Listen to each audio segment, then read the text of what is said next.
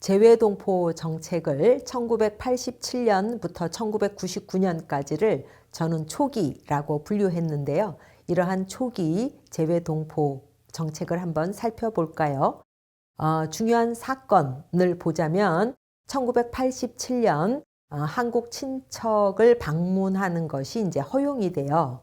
그 다음에 1992년에 한국과 중국 간의 이제 국가 간의 그 외교 관계가 다시 재개하게 되고요. 1993년 말에 산업연수생제를 이제 국가가 선택함으로써 동포를 데리고 오나 하는 그 동포 카드를 포기하게 돼요. 그러다가 1999년에 재외동포법이 만들어집니다. 그러면 1980년대 친척 방문에 대해서 조금 더 살펴볼까요? 1980년대에 이산가족의 그 재외 목적으로 중국에 계신 일부 동포에 한해서 이제 친척을 방문할 수 있게 허용을 했는데요. 그 당시는 이제 중국이라고 안 하고 우리가 중공이라고 했거든요. 그러니까 공산주의 국가니까 또 외교 관계도 없었으니까 당연히 비자 발급은 안 됐고요.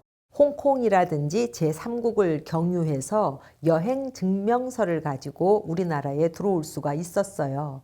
1988년에 이제 대통령이 된 노태우 전 대통령 시대에 그때 77 선언이라는 게 있었는데 당시 공산권과의 관계를 개선하겠다라고 한 이후로 비자가 발급되기 시작되었다고 해요.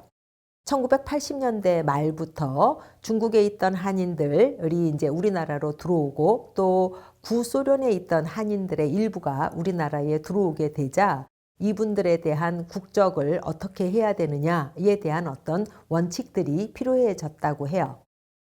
그래서 이제 1989년이 되면 공산권에 거주하고 있는 동포의 국적 처리 방안이라는 게 만들어지고요. 그래서 독립운동가의 유족은 우리 국민으로 봐서 영주 귀국이 가능하게 했다고 해요.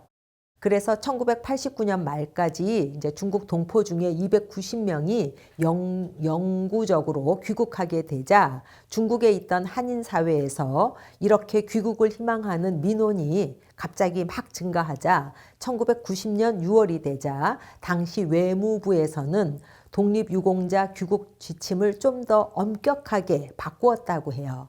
그래서 독립유공자만 국적을 판정받아서 귀한 이민이 가능하고 그 다른 사람들은 안 되고, 그런데 이제 친인척 초청 방문의 경우도 55세 이상만 친인척 초청이 가능하게 해요.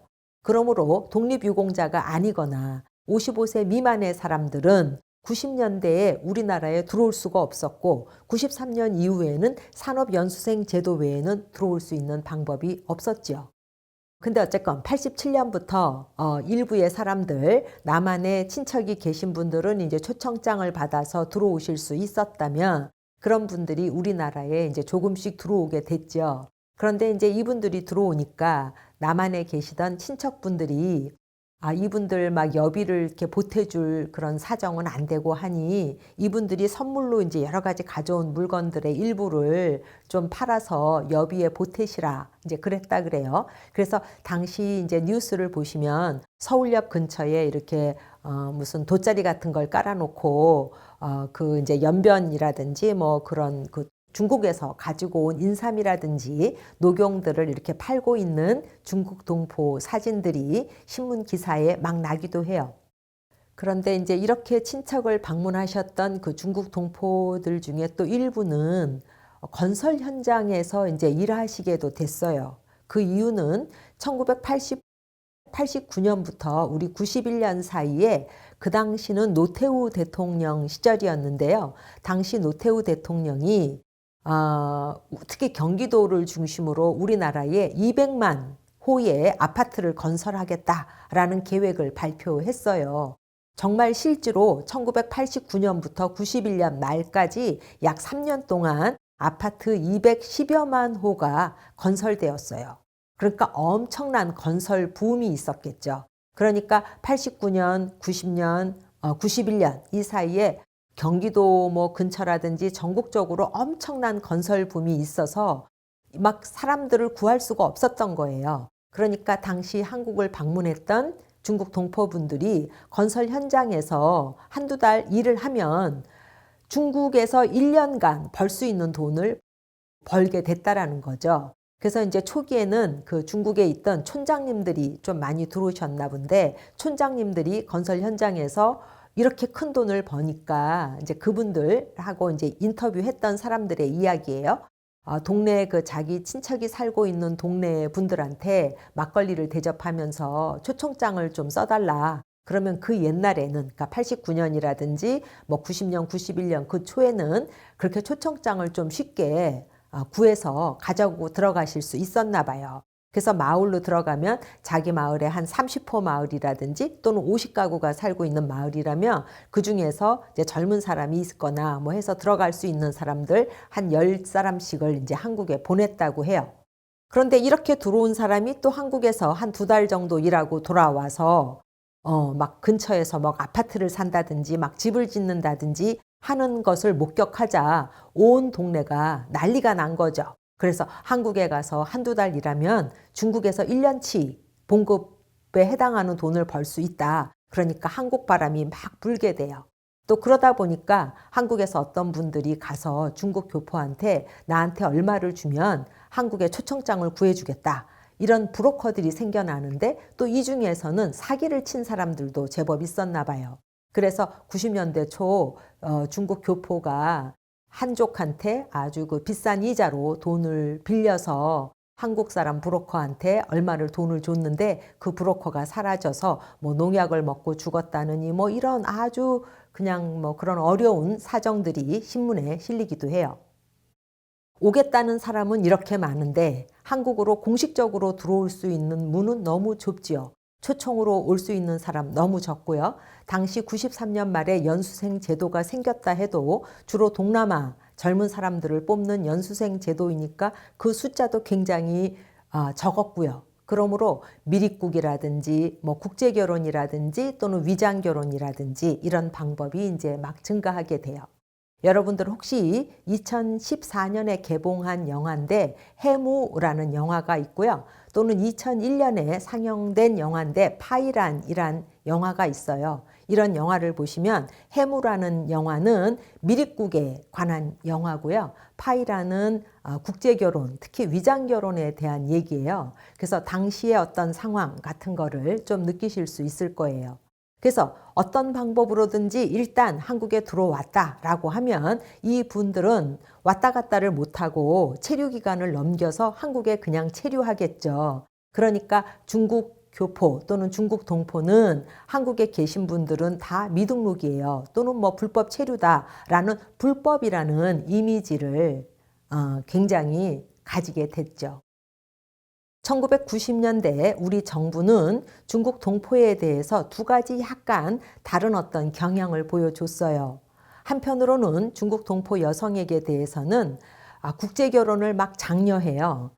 이때 1990년대가 어떤 때냐면 1980년대 말부터 한국의 농촌에서는 그러니까 한국 여자분들이 농촌으로 시집 가는 걸 원하지 않으셔서 농촌 총각들이 나이가 많아지도록 결혼을 못 하시는 분들이 사회 문제가 됐었어요.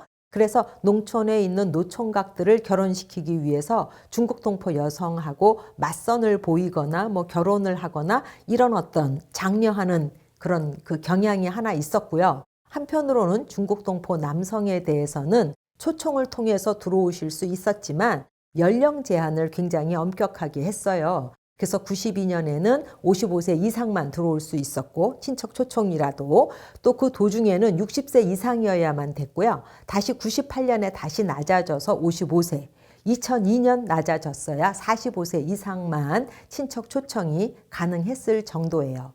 그리고 당시 관광 비자도 거의 안 주었다. 또는 잘 안 주었다라고 얘기하시더라고요.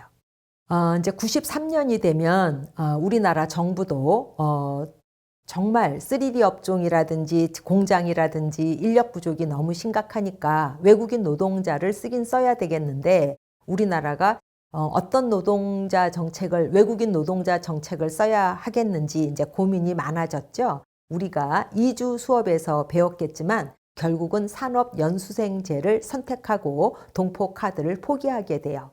우리 그때 2주 수업에서 잠깐 말씀드렸겠지만 비슷한 처지에 있던 일본은 외국인 노동자는 꼭 필요한데 외국인 노동자가 많이 들어올 경우 내국인과 외국인 간의 종족적 갈등이 생길 것을 걱정해서 동포 카드를 선택해요. 그래서 일본계 니케이진에 한해서 자유롭게 들어와서 이제 취업을 할 수 있는 정책을 쓰죠.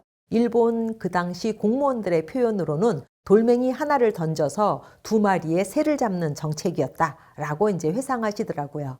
그런데 비슷한 상황에 우리나라는 동포 카드를 포기하고 동남아 사람들에 대한 산업연수생제를 선택했습니다. 그 당시 1993년에 노동이민 정책으로 동포 카드를 포기한 이유는 당시 중국 교포의 수가 90년에 약 200만 명에 달했었거든요. 그래서 그중에 어린아이라든지 또는 노인이라든지 한 2분의 1을 제외한 나머지가 들어와도 100만 명이 만약에 들어오면 한국 노동시장은 마비가 될 거다. 그러니까 그 규모가 너무 많았다라고 이제 생각했고요. 두 번째는 92년에 이제 막 중국과 외교 관계가 다시 시작되었는데 외교적 마찰이 생길 것을 우려한 거죠. 그래서 중국에서 중국 동포도 엄연하게 중국 국민인데 왜 중국 교포만 받아들이고 한족을 차별하느냐라고 하면 어떡하느냐. 1990년 중국 인구가 약 11억 5천만 명이거든요. 그러니까 그 어마어마한 중국 인구에 대한 압박감 또는 두려움이 있었죠. 우리가 이민에서는 이런 중국의 그 굉장히 많은 인구에 대한 두려움을 황색 공포, 옐로우 페릴이라고 한다라고 지난 수업에서 말씀드린 적이 있습니다. 우리가 93년 노동이민 정책으로 동포 카드를 포기한 더 중요한 이유는 당시도 분단 국가, 물론 지금도 분단 국가죠. 분단 국가로서 안보 문제에 대한 우려가 굉장히 컸다라고 공무원분들은 말씀하시더라고요. 당시 중국 교포들은 사회주의 그 안에서 이제 자라셨잖아요. 또는 생활을 하셨잖아요. 그러니까 그분들이 사회주의 경험을 한 거에 대한 어떤 그 우려도 있으시고요.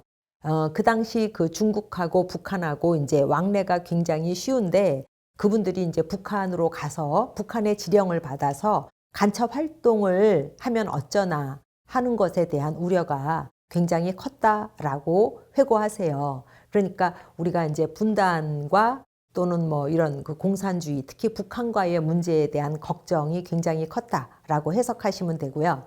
그런데 이제 우리 이제 학자들이 그 당시 그 외국인들을 고용했던 그 중소기업의 사장님들을 만나서 이야기를 들어보면 당시 중소기업의 그 사장님들은 누구를 고용하고 싶어 했냐면 동남아 젊은 사람들을 고용하고 싶지 중국 동포를 고용하고 싶지 않다라고 많이 말씀들을 하셨어요. 왜냐하면 중국 동포를 고용하고 싶지 않은 그 중요한 이유는 중국 동포는 동남아 사람하고 달리 한국말을 잘 알아서 어떤 일을 시키면 동남아 사람들은 그냥 고분고분하게 하는데 중국 동포는 너무 따진다. 그래서 일을 시키기가 어렵다. 즉 고분고분하지 않다라는 말씀이죠. 그러니까 지금에 비해서 그 당시 사장님들은 노동자의 인권이라든지 이런 거에 대한 의식이 상당히 낮았구나 하는 생각을 할 수 있습니다. 드디어 1999년이 되면 재외동포법이 만들어져요. 재외동포법이라고 우리는 짧게 이야기하지만 원래 이 법의 이름은 재외동포의 출입국과 법적 지위에 관한 법률, 너무 길죠. 그러므로 우리는 계속 재외동포법이라고 이제 짧게 이야기하겠습니다. 이 법은 재외동포가 우리나라에 이제 들어오고 나가고 하는 것을 좀 쉽게 하고 한국에 들어오면 장기 체류가 어느 정도 가능하고 또 한국에서의 여러 경제 활동 가능하게 한 법이에요. 그래서 1999년 9월 2일에 만들어져서 12월 3일부터 이제 시행된 법률입니다. 이 재외동포법은 굉장히 중요해요. 그래서 재외동포법의 이제 여러 가지 배경들을 한번 살펴보기로 해요. 첫 번째 배경은 당시 YS 또는 DJ의 약속이 있었다라고들 얘기를 하는데 우리나라에서는 YS DJ라고 이니셜로 많이 부르는 분이에요. 그러니까 YS란 김영삼 대통령의 이제 이니셜이고요. DJ는 김대중 대통령의 이제 이니셜이에요. 이 두 분은 대표적으로 군부 독재 시절의 대표적인 야당의 정치인 두 분이셨어요. 그래서 군부 독재 시절에 이제 이런 야당 정치인을 정치적으로 막 탄압을 할 때 이런 어려움이 있을 때 제1교포 또는 제2교포로부터 많은 도움을 받으셨다고 해요. 그래서 이제 이분들이 뭐 피해서 뭐 일본에 가 있은 적도 있고 뭐 미국에 가 있은 적도 있고 만약 그렇다면 당시 해외 교포한테 근데 이제 그 당시 해외 교포는 우리나라로 다시 돌아와서 부동산을 산다거나 또는 금융 업무를 한다든가 이런 경제 활동을 할 수 없었거든요. 그래서 그런 거에 대해서 나중에 내가 대통령이 되면 재외교포가 한국에 와서 경제 활동을 할 수 있도록 하겠다라고 약속들을 하셨다 그래요. 그래서 두 분 중에 YS, 즉 김영삼 전 대통령이 먼저 이제 대통령으로 당선되셨는데요. 그래서 재외동포와 관련된 뭐를 좀 하려고 했는데 그 당시 이제 거기까지는 못하고 신교포 정책이라는 걸 추진하셨고 1997년에 재외동포 재단까지는 이제 설립을 하세요. 그리고 이제 김영삼 정부 때에 1996년에 우리나라가 선진국의 모임인 OECD에 이제 가입하게 돼요. 그래서 전국적으로 샴페인을 터트리는 분위기였어요. 그런데 바로 그 다음에 1997년, 즉 YS 임기 말에 IMF 외환 위기라는 엄청난 사건이 우리나라에서 터져요. 여러분들 혹시 인터넷으로 IMF 외환위기 또는 IMF 사우스 코리아라고 쳐보시면 그 당시 분위기를 느끼실 수 있을 거예요. 사실 우리만 겪은 어려움은 아니었어요. 1997년이 되면 태국, 홍콩, 말레이시아, 필리핀, 인도네시아 등이 연쇄적으로 어떤 외환 위기를 겪어요. 그런데 그 당시 우리나라 정부가 외환 이 위기에 대해서 아주 심각하게 처음에는 생각을 안 했다고 해요. 그런데 나중에 이제 그러니까 결국은 외환 관리 정책에 실패를 한 거죠. 그래서 97년 말이 돼서 기업들이 막 도산을 하고 우리나라 국가가 가지고 있는 외환 보유액이 너무 적어지고 막 이런 사태가 나서 드디어 97년 12월 3일에는 우리나라 정부가 국가 부도 위기를 맞아서 IMF에 구제 금융을 요청하게 돼요. 이 즈음에 97년 12월 18일에 DJ1로 부르는 김대중 전 대통령이 15대 대통령으로 당선이 되시죠. 그래서 이제 그런 거를 이제 이런 와중에 이제 대통령이 된 거예요. 그래서 IMF가 우리나라한테 이제 그 돈을 빌려주고 나서 엄격한 구조 조정을 요구해요. 그래서 97년 12월부터 99년 거의 한 2001년까지 우리나라에서는 은행이라든지 대기업이라든지 큰 기업들이 구조 조정으로 해외에 팔리기도 하고 도산을 하기도 하고 굉장히 많은 그 사람들을 해고하기도 하고 그러니까 여러분들이 이제 한국의 분위기를 보신다면 1996년까지의 한국은 경제 발전을 막 급속도로 이루어서 굉장히 많은 사람들이 나는 중산층이다. 나는 이렇게 잘 살게 되었다라는 아주 핑크빛 세월이었는데 갑자기 97년 말부터 당시 우리나라 사람들이 대학을 졸업해서 은행에 취직을 한다든지 또는 대기업에 취직을 하면 화이트 칼라가 돼서 성공하는 거다라고 생각을 했었거든요. 그런데 그렇게 믿었던 은행이라든지 대기업이 하루아침에 무너질 수 있고 또는 하루아침에 사람들을 다 해고를 시킨다는 걸 처음 겪은 거죠. 그래서 화이트 칼라였던 사람들의 실업이라는 엄청난 사건을 우리가 겪게 돼요.